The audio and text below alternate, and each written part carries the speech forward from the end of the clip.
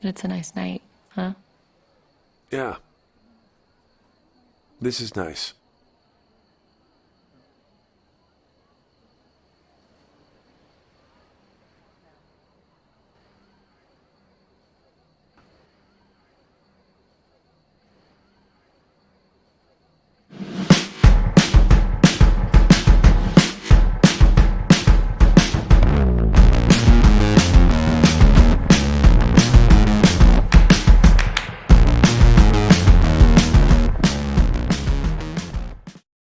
Hey guys, welcome back to my channel.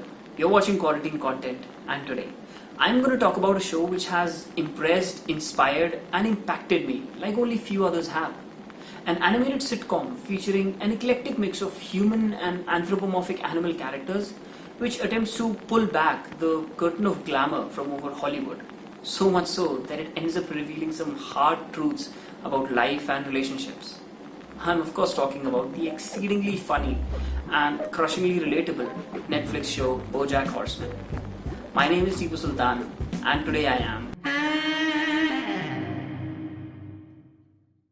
Created by Raphael Bob Waxberg, BoJack Horseman started in 2014 as a dry, sardonic takedown of Hollywood culture and lifestyle, generously peppered with hilarious animal gags and your occasional poignant observation about life, which then evolved into a full-blown treatise on existential ennui and the fleeting nature of happiness.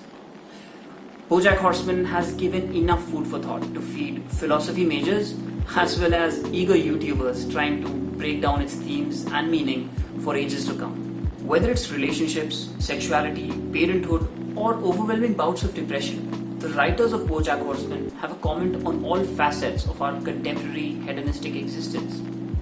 Perhaps that is what lends BoJack its universal appeal and makes a show about cartoon animals have everyone from young adults to jaded late 20-somethings go #relate.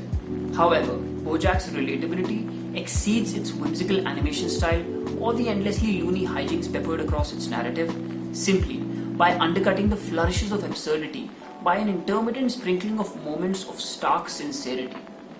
Bob Waxberg masterfully switches the tone of a random, awkward conversation through a deeply resonant, yet offhanded observation about the daunting ordeal of managing our own happiness in our alarmingly individualistic lives. Case in point. Most people don't even get to do the Brady Bunch version of the thing they want to do with their lives.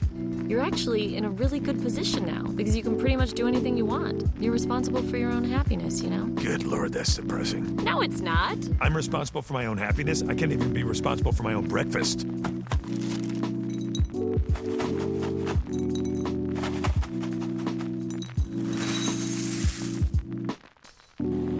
While BoJack Horseman is permeated by a plethora of themes and motifs which have been discussed and deconstructed by so many others, I'd like to focus on the one overarching sentiment that loomed over its last few episodes.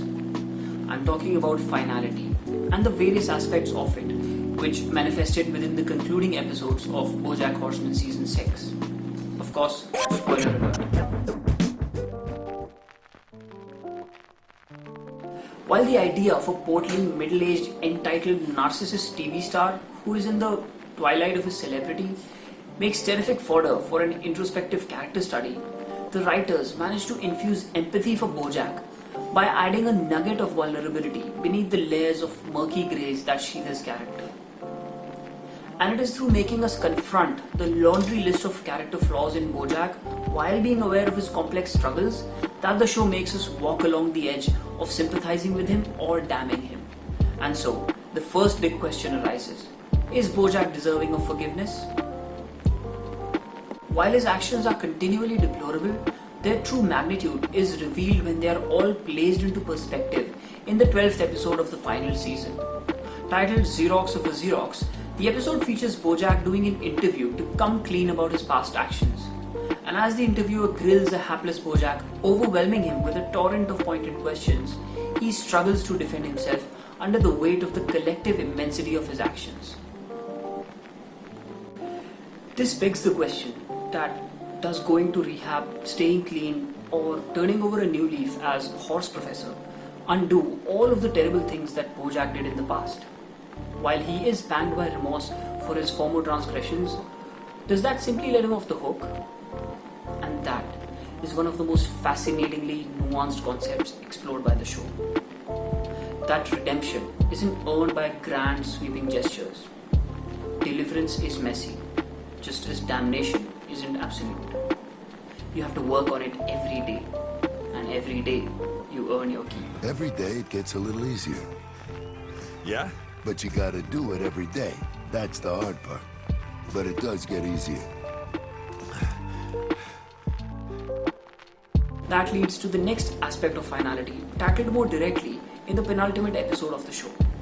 Titled The View from Halfway Down, it takes place almost entirely within the raving, dying subconscious of Bojack as his body floats in his pool while his brain processes his death in a dream scenario populated by all the other people who have died on the show. And while it's about coming to terms with mortality, the biggest question that it posits is of that which outlives our mortality. What do we leave behind after we die? What is Bojack's legacy? The answer to that is hinted at in Bojack's conversation with Secretariat, the true father figure in his life, who tells him that despite everyone's attempts to do good and find peace, in the end, all of them just land up in the same place anyway. All the time those people spent trying to do good or help people or be something, I did none of that shit. And yet here I am, same as them. You were the fastest runner in the world. You inspired millions. And yet here I am, same as you. Despite all our thrashing about and the meanings we try to attribute to life, in the end, it has done. It begins and then it ends. And the best we can do is come to terms with that. And that brings us to the very last concept addressed on the show: how to let go and be happy. As Bojack and Diane catch up on the roof under the stars at Princess Carolyn's wedding in the final episode, they share a moment of tranquil reassurance. Bojack asks if Diane is still in a relationship and finds out that she is in fact married. And through the course of that conversation, he realizes that this is possibly the last time he's ever talking to her. And he makes his peace with that. The two of them sitting there on the roof choose to cherish that moment before they eventually drift apart, instead of trying to hold on to each other for the sake of the past that they shared.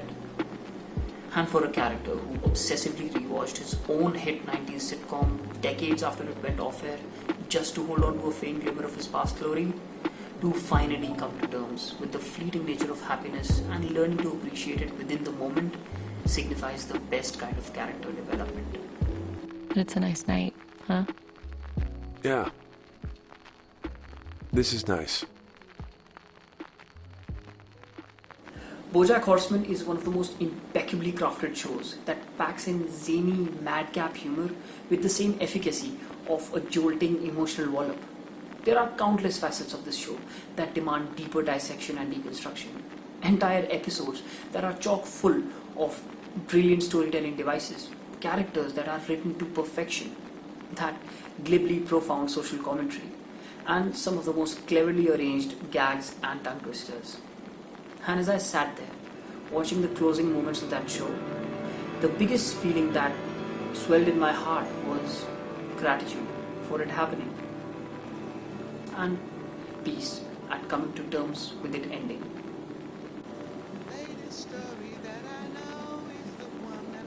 And that's one of the biggest compliments you could give anything, right? BoJack Horseman is over, and everything is not worse now. It is better because it happened. Guys, if you like my video, please share it and subscribe to my YouTube channel. And remember that even as the world is plunged in darkness and we are yet to get through it, we need to hold on to hope and practice vigilance, because that's all that we can do right now. Until next time, ciao.